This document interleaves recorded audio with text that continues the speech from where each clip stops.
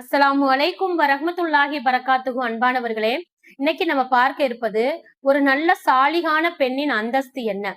ஒரு சாலிகான பெண் எங்கிருந்தாலும் அவர்கள் இருக்கும் வீடு சுவனமாக மாறிவிடும்.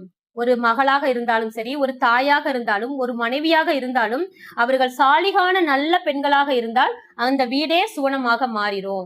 நபி ஸல்லல்லாஹு அலைஹி வஸல்லம் சொல்றாங்க, ஒருவருக்கு நல்ல ஒரு சாலிகான மனைவி அமைந்து விட்டால் இந்த உலகமே அவருக்கு சொர்க்கமாக மாறிடும் அப்படின்னு சொல்றாங்க. அதுக்கு நபிமார்கள் கூட அதுக்கு விதிவிலக்கானவர்கள் அல்ல. அதனால பாத்தீங்கன்னா, இன்னும் நபி அவர்கள் பெண்களை இன்னும் சிறப்பிச்சு என்ன சொல்றாங்க அப்படின்னு கேட்டீங்கன்னா, இந்த உலகத்திலேயே நீங்கள் சேமிக்கக்கூடிய செல்வத்துல ஒரு மிகச்சிறந்த ஒரு செல்வத்தை நான் சொல்லி தரட்டுமா அப்படின்னு சொல்லிட்டு என்ன சொல்றாங்கன்னு கேட்டீங்கன்னா, அது ஒரு நல்ல பெண்ணாகும்.